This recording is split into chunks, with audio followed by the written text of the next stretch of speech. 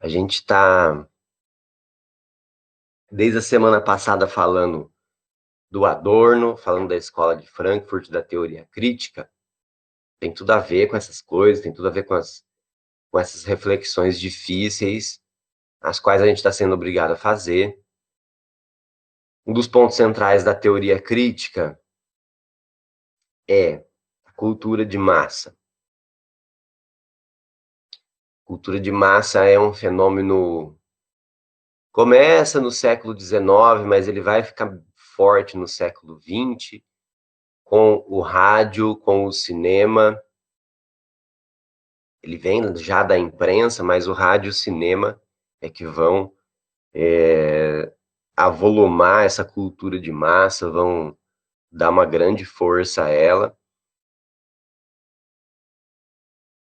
E acontece que, em diferentes teorias, é um consenso como a cultura de massa ela tem um papel central na construção do que é esse ser humano do século XX, do século XXI. Escolha o termo que você quiser. Tem papel central na construção da nossa subjetividade. A gente está muito viciado em usar subjetividade como um chavão, então esquece a amplitude disso, né? A amplitude desse termo. O que ele pode significar, né? A cultura de massa, televisão, rádio, cinema, séries, internet, mídia impressa, tem papel central na construção do que você deseja. É essa a questão. Do seu tesão. O que você gosta de comer. O que você pensa. Ainda que a gente viva na época da primazia do indivíduo, é só a gente olhar para si mesmo que a gente vê como que a gente é formatado pela cultura de massa. Uma cultura que é homogeneizante, apesar de aparentemente ser produtora de diferença, ela é homogeneizante. Ela tem valores, assim, bidimensionais, né? O que eu quero dizer? Sem complexidade, 8 ou 80, é assim que funciona em ponto final, todo mundo aceita, todo mundo quer. É impositivo dessa forma mesmo, né? A teoria crítica, ela fala muito desse aspecto, né? Muito desse aspecto. Inclusive, uma das dificuldades de se fazer a abordagem crítica a respeito do ser humano no século XXI e ter que falar da cultura de massa é que falar da cultura de massa é falar de criação de desejo, de modelagem, podemos dizer assim, do nosso desejo. E isso é muito difícil de aceitar, muito difícil de engolir, muito difícil de pensar a respeito. Que uma coisa é a gente fazer algumas críticas a coisas que estão distantes, assim, né? Coisas que aparentemente estão distantes, que aparentemente estão num fora, né? Lá longe, assim. Outra é a gente ter que olhar com todo o escrutínio e dureza necessários e enxergar que o problema pode estar em coisas que a gente ama. E a indústria de massa é algo que a gente ama, é algo que a gente gosta muito. Se a gente quer, por exemplo, debater, deixa eu dar um exemplo aqui, a intimidação na escola, que é o tema do nosso texto. A intimidação na escola, que acabou sendo conhecida como bullying. Se a gente quiser debater isso, além das questões pertinentes ao funcionamento da instituição escolar, que são muito importantes, o próprio texto levanta a questão do preconceito. E tem também a questão que é muito importante, para a teoria crítica a respeito da valorização da virilidade. Como assim valorização da virilidade? A nossa cultura, e parte disso está na cultura de massa, tem a valorização desse impor-se sobre as outras pessoas, submeter as outras pessoas às suas vontades, a seus caprichos, né? Assim como a gente valoriza a figura de patrão. Colocar as pessoas em uma posição de de servir-nos de alguma forma, é visto como algo valorizado. Ah, imagina. Depois que a gente passa dos 20 anos, a gente relativiza um pouquinho isso. Acho que a gente gosta de criar uma aparência de ficarmos mais sensatos, mais sóbrios com relação a isso. Mas é só observar um pouquinho de perto o comportamento infantil, e isso vai estar bem evidente nos meninos, para a gente ver como que é forte essa ideia, então, da valorização do ser viril. Isso tem várias origens, né? É um fenômeno bastante sofisticado, mas já que eu estava falando de cultura de massa, eu não vejo como isso mudar enquanto a gente continuar com essa idolatria aos personagens chamados heróis, porque é pura e simplesmente isso, né? A exibição da configuração muscular extremada, inchada, né? Em roupas obviamente impossíveis. Por mais que haja uma casca de moral ali, dos limites, da ação do herói, ele submete o seu oposto à porrada, na base da porrada. Sempre. Isso sem entrar no mérito das personagens femininas, das heroínas, né? Dispensa, né? Então, assim, a gente é educado desde muito pequeno a essa valorização da virilidade, a essa valorização do submeter o outro à sua vontade, né? Ah, mas os heróis são bons. Então, mas veja a sutileza dessa produção cultural que engendra em nós uma visão de mundo, né? Eles são bons, dá pra gente, não é a minha intenção se estender nisso, mas seguindo o raciocínio aqui, se pegar um extremo com um personagem como o Justiceiro, o Punisher, que ele se vê no direito de eliminar qualquer pessoa que ele acha que é criminoso, né? O grande problema de fazer justiça indiscriminadamente, sem critério nenhum, é acabar com os inocentes no caminho, né? E é uma figura, assim, super admirada, porque ele expressa todo um ódio ao mundo, né? Já que o mundo não me entende, já que o mundo não me aceita, já que o mundo acabou com a minha família, eu, Frank Castle, tenho o direito de matar todos os bandidos do mundo. Ó, eu sou bravo, sou mau, sou durão. Mas nenhum personagem, mesmo os mais bonzinhos e docinhos, como Capitão América e Super-Homem, resistem a essa análise, tá?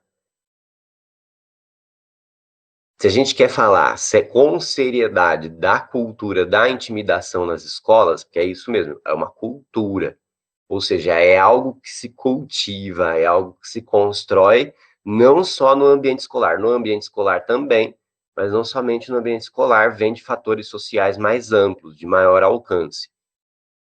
E isso um cara como o Dan Owens, que é o cara que criou o conceito de bullying, que não tem nada de teoria crítica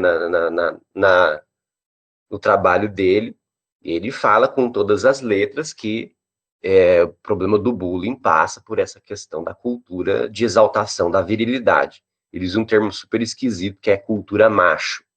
Eu falo esquisito porque do jeito que ele usou ficou meio escrevendo em inglês usando essa palavra macho, mas enfim.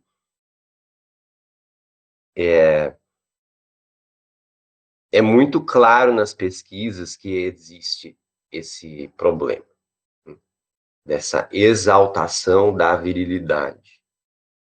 Então, assim, o bom é o cara que vai lá e resolve do jeito que tiver que resolver. Só mais um pouquinho na indústria de massa, essas produções culturais de heróis, de filmes de ação, por exemplo, sempre colocam assim que se trata de uma situação limite. Então, numa situação de limite, vale tudo, né? Ah, é uma situação extrema, então requer medidas extremas. Mas é sempre uma situação extrema, né?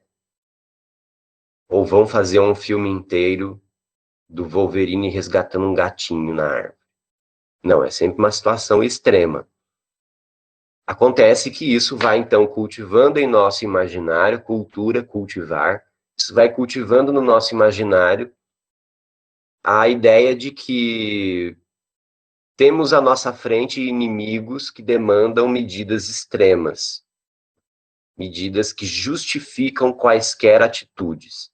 Esse inimigo podem ser os comunistas, esse inimigo podem ser essas pessoas aí que me desprezam. Não por coincidência, é parte central do fenômeno dos tiroteios em escolas, dos massacres em escolas, né? Existe um discurso de fazer justiça que está presente na construção desses massacres, né? Os massacres sempre têm um testamento deixado para trás, testamento que eu chamo é uma declaração em forma de vídeo, alguma coisa escrita, mas geralmente um vídeo, em que fala das motivações. E é sempre a mesma coisa, é uma vingança contra essas pessoas que odeiam, que sempre tem também uma misoginia muito grande, uma vingança contra as mulheres. É bem assim, eu sou o The Punisher, eu sou o justiceiro da Marvel, eu posso matar quem aparece na minha frente, né? E não adianta o cara que criou o Justiceiro da Marvel vir falar assim, não, vocês entenderam errado, o Justiceiro da Marvel jamais seria contra o Black Lives Matter. Ele é o sonho ele é o sonho de qualquer policial, de qualquer agente da lei, poder matar sem restrições, né? Enfim.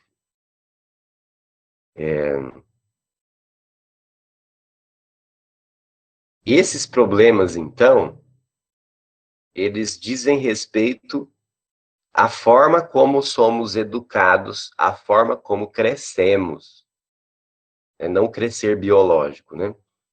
E aí isso vai estar de forma muito aguda na escola. Essa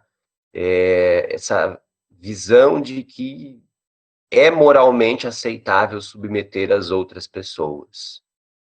E nós somos colocados em alguns papéis. E aí o próprio Dan Owens fala disso, não exatamente nesses termos, né? Mas ele fala basicamente de quais papéis. Do bully, do valentão. Não gosto desse termo valentão porque é muito coisa de dublagem de filme também, né? Mas enfim, do agressor, o papel da vítima e o terceiro papel, ele acabou sendo traduzido no Brasil meio que assim, por plateia ou espectadores. Só que o Orwell, ele utiliza um termo que significa capangas, tá? Sabe capanga, cúmplice. Então, assim, aquela grande maioria de pessoas que só assiste a agressão acontecer, elas são cúmplices. Mas só assistem por medo, por receio, porque não quer ser a próxima vítima, por se acovardar diante disso. Então, é essa a cumplicidade. É essa a cumplicidade. De uma forma não racional, não deliberada, Nós sabemos que a sociedade funciona assim, então antes ele sofrer do que eu. E esse é o mecanismo presente no porquê a gente não toma atitudes efetivas contra as diversas formas de discriminação e preconceito. Você pega, eu quero morrer quando alguém me manda esse tipo de coisa, quando aparece na minha timeline. Vídeo de briga. Ali, o vídeo de briga é um analisador histórico do momento bizarro, bárbaro, destrutivo que a gente está vivendo, né? Então você tem um grupo de gente estúpida assistindo e incentivando a briga e filmando a briga.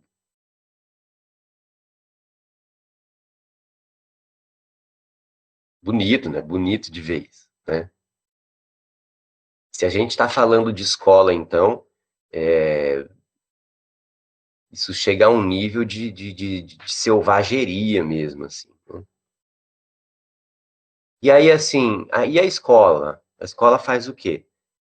Na maioria das vezes, nada. Diz que não é da responsabilidade dela, que não tem o que fazer, que funciona assim mesmo. Ah, desde que o mundo é mundo, existe isso.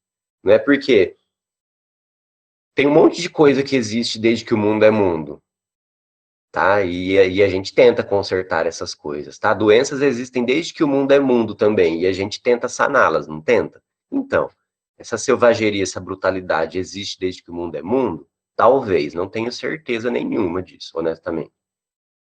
Mas a gente pode saná-la, né? A gente pode corrigi-la, não é mesmo? Fosse por essa lógica besta, por esse silogismo, a gente estava morando em caverna ainda, porque desde que o mundo é mundo, a gente morava em caverna, né? Então, é uma barbárie, não tem outra palavra. Barbárie é uma palavra importante na teoria crítica, porque ela traduz justamente esse estado de coisas, de autodestruição, de, de rompimento dos frágeis laços sociais que a gente tem, e de institucionalizar a agressividade, de institucionalizar a violência, ou instituir, né? Já está instituído. Que aí é que é uma parte importante do conceito de barbárie. Então, nas escolas, um certo grau de violência está instituído. No caso da constituição do fenômeno da intimidação, do bullying, né? Então, a gente tem aí uma instituição que, em seu molde tradicional, exerce uma violência simbólica contínua, constante, porque a escola tem, evidentemente, uma lógica de submissão, de impor valores, de impor hábitos, de impor rotina, de impor maneiras de ser. E dentro dessa lógica de submissão, para que o controle da instituição seja mais eficiente, ele não pode ser apenas vertical. Ele tem que ter um certo nível de controle horizontal também. E aí, o agressor presente dentro da instituição, ele tem essa função desse controle horizontal, de exercer uma agressividade sobre aqueles que, por alguma razão, são à margem, são marginalizados ali dentro da instituição escolar. Eu falo por alguma razão, porque não é algo aleatório, mas é algo assim de previsão muito difícil. Tá? Então não existe o típico comportamento que leva alguém a ser vítima do bullying. Os henchmen, aqueles que apenas assistem a violência acontecer, às vezes tomam a atitude do não envolver-se, de silenciar, para tentar evitar de ser a próxima vítima. Mas o que leva a pessoa a ser vítima de bullying, e essa é uma dúvida muito comum, é muito complexo, passa pelas questões dos preconceitos mais amplamente disseminados, mais amplamente conhecidos, não é? Então, questão do racismo, por exemplo, e também vai envolver aí questões que dizem respeito a uma espécie de funcionamento grupal, não é? Então, a criança e o adolescente que se intimida mais frente ao grupo, que tem mais dificuldades de se inserir socialmente, isso pode também levar, mas não é regra, não tem uma regra clara, né? O que a gente sabe, mas muito profissional finge que não sabe, para combater bullying de verdade, você tem que começar pelos preconceitos, como eu citei. Não tem outro jeito. Não tem outra forma. E não adianta fazer campanha genérica anti-bullying. Ah, bullying não. A escola bota cartaz lá. Bullying não. Ah. Aí, assim, essa palavra de origem estrangeira, de grafia difícil, é dois L's, não tem dois L's, tem Y, o Y vai antes do I ou depois do I. Ah, não esquece de pôr o G, viu? No final. Então parece nome de doença, assim, sabe? Parece, ai, síndrome do não sei o que lá das quantas, sabe? Parece uma coisa que pega. Tanto é que a representação social a respeito tem muito assim de, ai, parece que inventaram isso. Antes não tinha. Não. Desde que existe esse modelo moderno de escola, da escola disciplinar, existe, tá? Então, a gente tem mais ou menos 3 séculos desse modelo de escola, há 3 séculos que existe o bullying. Ponto. E ele vai continuar existindo enquanto a gente insistir nesse modelo de escola. Mas dá para a gente combater, sim. Em primeiro lugar, combatendo os preconceitos. Então, não pode dar esse nome genérico, esse nome, ele esvazia a realidade dos preconceitos. Então, quando se coloca assim, vamos combater o bullying, essa coisa bem geralzona, colocando no mesmo chapéu, no mesmo guarda-chuva, questões tão complexas como o machismo, a homofobia e o racismo. Para combater cada uma dessas questões, tem pontos em comum,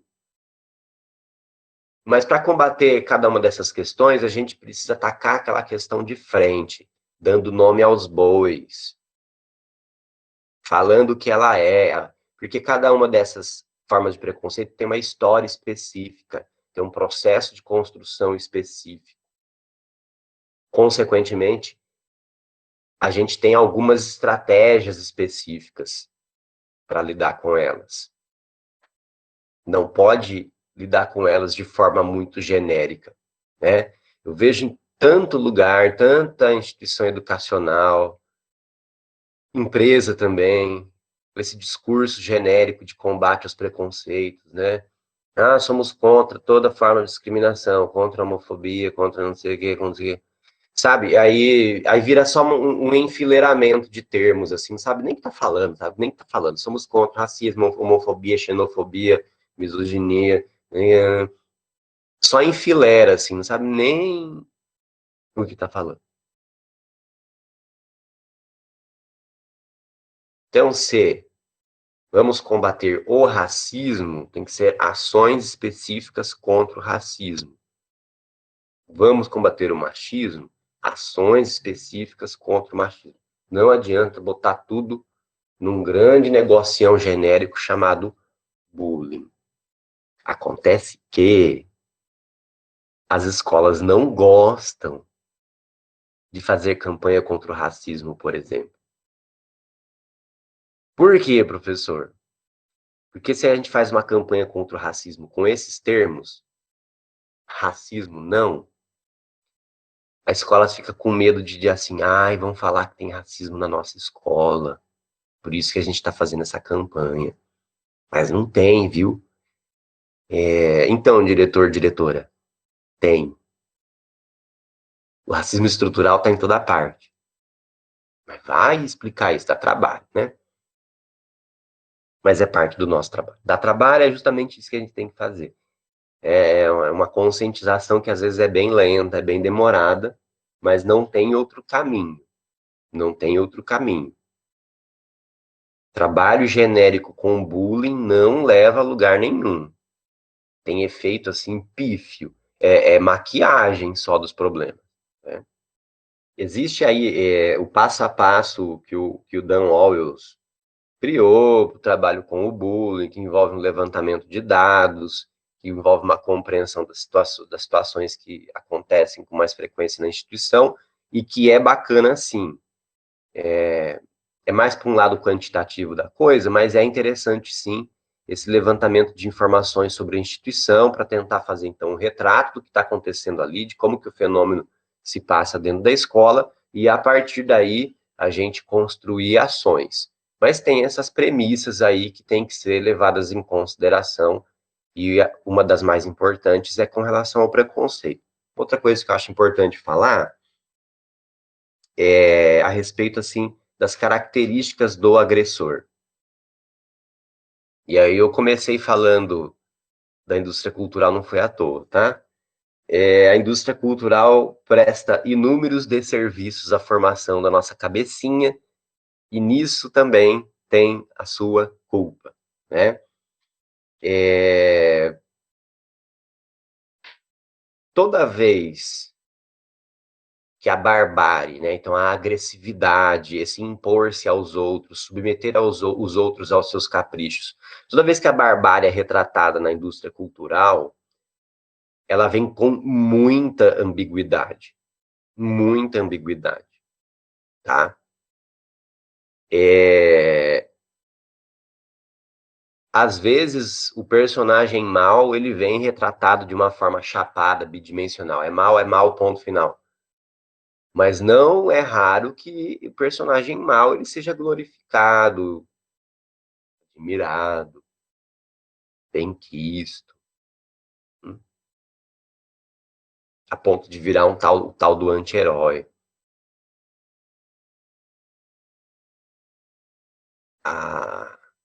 A gente cai, então, num círculo de valores que dão a volta e caem no mesmo lugar.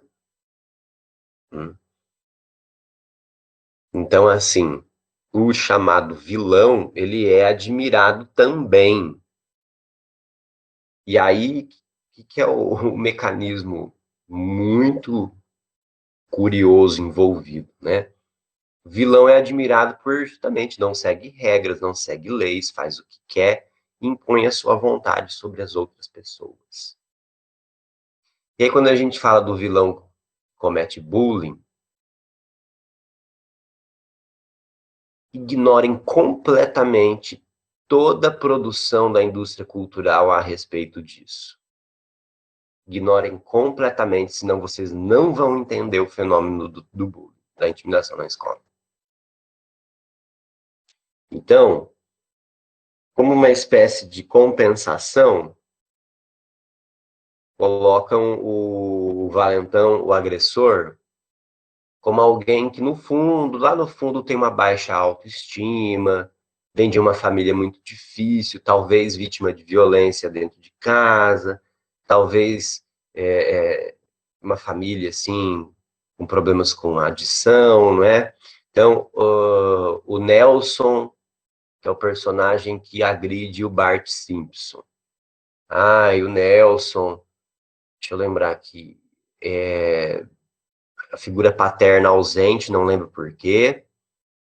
A mãe, acho que era dançarina, e aí dançarina que eu tô falando não é balé municipal, não, é de striptease, né?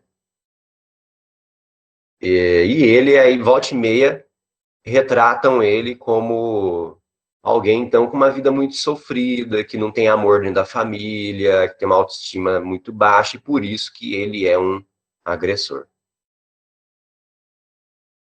Olha o carro do ovo passando.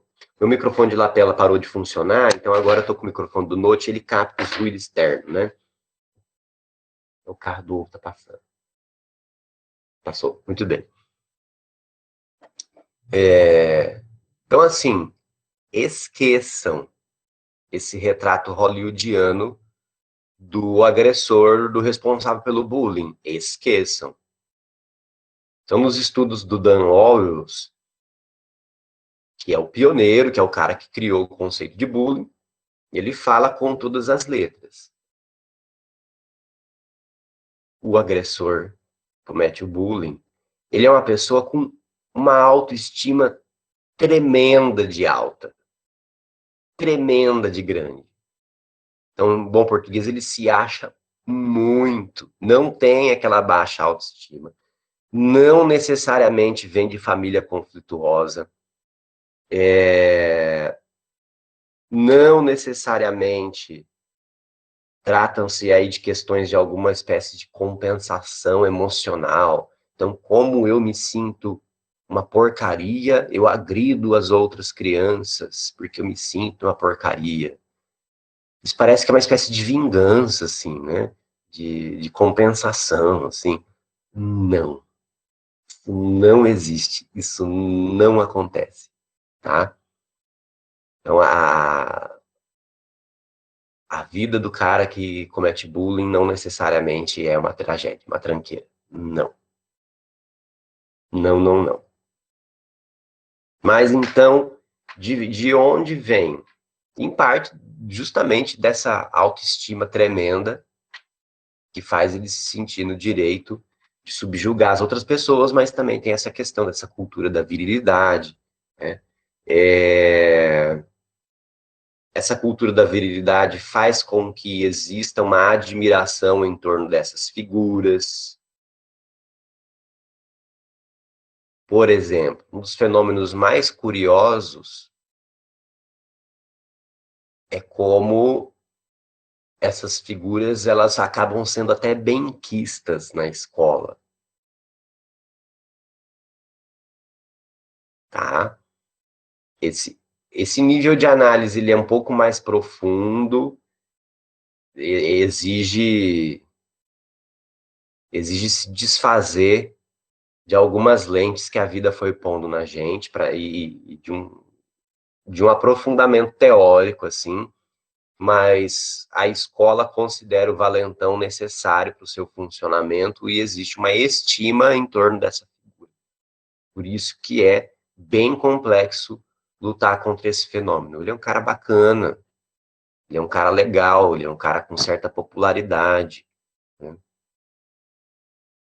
Aí, em parte, Hollywood não errou muito nisso, né? Que os valentões são os caras da popularidade. Só que daí eles querem mostrar que por trás da popularidade deles existe alguém de baixa autoestima, alguém que é um coitado na vida.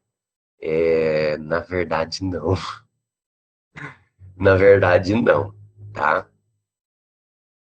É uma pessoa bem cheia de si mesmo, bem convencida de que ela é a primeira ou a última bolacha do pacote. Isso se ela não achar que ela é o pacote inteiro, né? Enquanto que a vítima é o contrário, uma pessoa muito frágil, uma pessoa muito frágil, sem condições de manejar a situação. Muitas vezes a intimidação é eficiente a ponto da pessoa não se encorajar a procurar ajuda. Por isso, quem tem que detectar essas situações é a escola. Campanha anti-bullying, assim, do tipo nos Estados Unidos, né? Nos Estados Unidos a palavra-chave é fique em pé. Então, a palavra-chave das campanhas anti-bullying é fique em pé. Se você é vítima, levante-se, em frente. Olhe no olho do valentão e diga, não faça mais isso comigo. Uhum. E depois vá fazer uma cirurgia de recuperação do formato do seu nariz, né? E também, assim, e as demais pessoas que estão vendo a situação acontecer também, levante-se. em frente, encoraje-se. O que é, mais uma vez, é uma certa forma de, mais uma vez, a gente dizer que a culpa de uma violência é da vítima. É uma versão diferente do, mas você não estava de saia curta? Tá? É uma versão dessas, né? Que é a mesma coisa quando a família diz assim, ué, mas resolve, ué. Mexeu com você, pega ele na porrada na saída. Nossa, que coisa interessante você está ensinando para esse menino. Para as meninas também, mas os dados mostram que o bullying é mais um fenômeno masculino, não que não ocorra entre as garotas, mas é 3 para 4 aí, sabe? 3/4 aí. Que valor interessante que você está ensinando. Você tem um problema de alguém te acossando, cometendo uma violência, te oprimindo? Resolva na porrada. Entendi. Então eu posso pegar uma metralhadora e entrar na minha escola e eliminar aqueles que me agridem? Não, não, você entendeu errado. Ah, já era. É um assunto extenso esse também dos massacres em escolas, mas é preciso dizer que em todos o bullying é um fator presente. Ah, então todo mundo comete bullying, vai entrar na escola matando pessoas. Não, não vai. Ainda bem. Ainda bem porque cerca de 27% dos alunos das escolas relatam sofrer agressões, sofrer bullying. É muita gente para pegar uma arma e entrar na escola atirando a esmo. Então, não existe uma relação de causa e efeito. Entretanto, todos os autores de fuzilamentos escolares sofriam bullying. Todos. Porque o que tem aí? Então, você tem o extremo da lógica da agressividade do bullying. Ah, já que é parte da nossa vida isso mesmo, já que ninguém nos defende, já que ninguém enxerga as nossas dores, já que ninguém dá o mínimo para o que a gente sofre, coloca a culpa na gente, que nós que somos fracos, então a gente vai entrar mesmo matando em escolas. Por favor, não se assustem, que eu tenho uma familiaridade razoável com esse assunto, por causa das pesquisas que eu já fiz, né? Mas é assim que eles falam, é assim que fica registrado nos testamentos que deixam. Inclusive um linguajar assim, nós estamos vingando todos vocês que sofreram, né? Mas aí, assim, como eu disse, os extremos que se tocam, né? A misoginia é muito grande, a maioria das vítimas são mulheres, eles falam que as mulheres têm culpa por isso.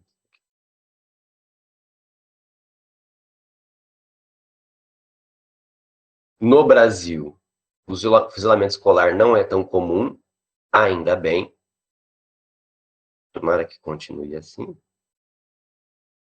mas o fenômeno da intimidação, ele está aí presente, né? Tecnicamente, a gente vai chamar de bullying ou de intimidação escolar quando a ofensa é recorrente, tá? Tem que ser recorrente. Ah, e xingou uma vez. É uma agressão, mas não é tecnicamente bullying. Bullying são as mesmas pessoas sofrendo recorrentemente agressões. Agressões verbais, as agressões físicas são menos frequentes, mas existem também. E sofrendo também o isolamento,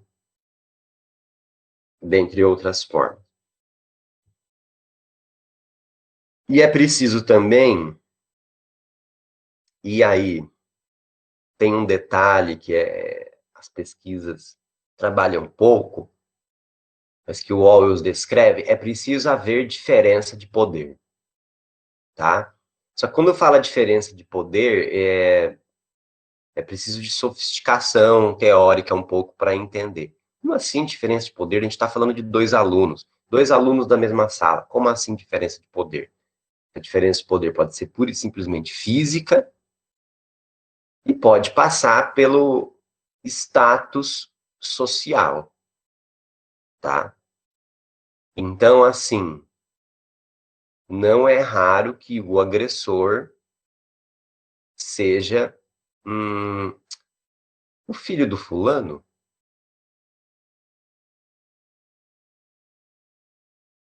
porque assim,